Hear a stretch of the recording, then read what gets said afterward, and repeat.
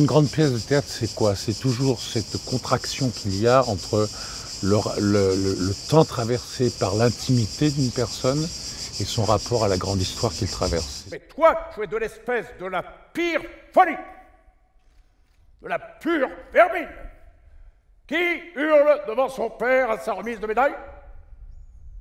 Tu hurles comme un cochon à la remise de médaille de ton père, qui ose ça? C'est un homme qui rassemble sa famille pour recevoir une des très grandes décorations. Et c'est à partir de ce moment-là que sa famille commence à se révéler dans ses fractures, dans ses fissures, dans sa désagrégation. Et ils font un voyage non seulement sur plusieurs années, mais un voyage qui se développe presque dans toute l'Europe qui était enflammée entre les années 10, c'est-à-dire dans la préparation de la Première Guerre mondiale, jusqu'aux années qui vont amener à la catastrophe. Ça suffit! Si la serviette! On l'appelle le gorille, et n'oublions pas que le gorille est à l'origine de l'être humain. Ce qu'il y a d'extrêmement intéressant, c'est qu'il est, comme tout le monde, parfaitement contradictoire. C'est un homme qui plaide pour que l'arbre bourgeonne, il lui faut des racines. Il plaide pour ses racines, mais en même temps, au fur et à mesure de la pièce, il se rend compte qu'il a enfanté de monstres, mais en même temps qu'il aime ces monstres et qu'il aime peut-être les vérités qu'il révèle. Regardez la teigne. Ils disent, ne va pas si haut, reste à ta place. Je ne reste pas à ma place. Je n'ai pas de place et je n'en veux pas. Dans cette pièce, ce qu'il y a de formidable, c'est qu'il n'y a pas de moralisme définitif. Il y a énormément de questions de poser selon des axes différents. Et tous ces gens, en effet, se délitent, se désagrègent, comme notre monde se désagrège, quel que soit le niveau d'intelligence et de compréhension de ce monde. Cet homme est un peu le monde lui-même qui a enfanté de quelque chose de monstrueux. Ah, c'est impossible! Je veux dire, où est-ce qu'on va? Où est-ce qu'on va? Vous vous êtes vus? Vous vous êtes vus? On n'y arrive plus! On est à un moment de rupture là, réveillez-vous les gars! La tension qu'il y a entre cet entre-deux-guerres correspond totalement à la tension de notre monde à l'heure actuelle. Et je pense que nous ne sommes pas des messagers, mais qu'il y ait une proposition forte, j'allais dire presque sous-jacente, militante. Oui, et on l'assume tous, en tout cas moi je l'assume totalement. Oui, le monde est en danger d'une marée noire épouvantable. Il faut que les poètes s'expriment, que les philosophes se réexpriment, que l'intelligence se réexprime et non pas le mensonge politique dans les télévisions, dans les médias et partout. C'est extrêmement important. Parce que je suis responsable.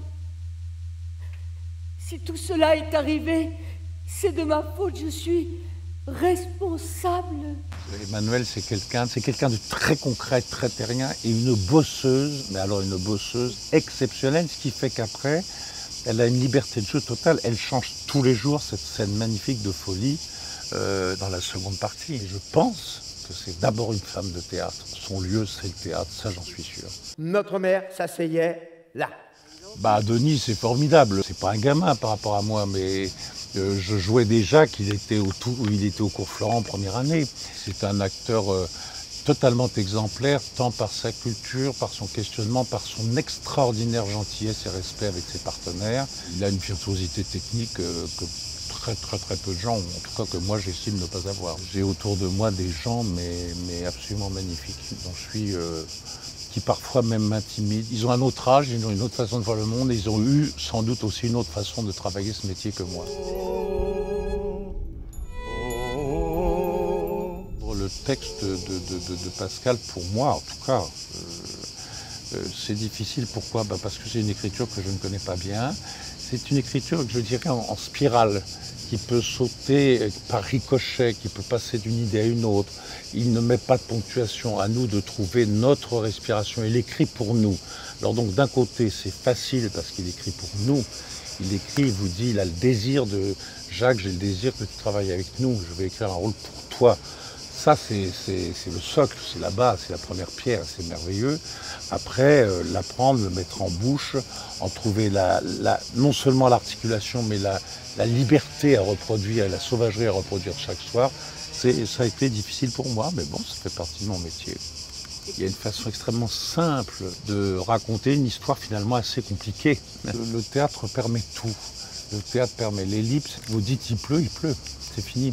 Il y a l'accident de Sarajevo, par exemple, l'assassinat qui a été le départ de la guerre de 14, qui est là raconté de façon très théâtrale, en 2 mots. Et je trouve que cette distance totalement et toujours poétique et très rythmée comme la valse qu'il y a un moment dans le spectacle, je pourrais dire que c'est une valse lente avec des éclats de rire, quoi. Ça me fait beaucoup penser à cette scène monumentale que j'ai revue pour mon propre rôle, qui est la scène de bal de la fin du Guépard. Et je trouve qu'il y a une grande proximité de cette fin d'un monde qui est racontée dans le Guépard de façon sublime. Et puis j'ai relu le Lampedusa qui est magnifique. Et une grande proximité avec ce guépard et mon gorille. Je pense simplement que Lancaster est plus guépard et que je suis plus gorille, voilà.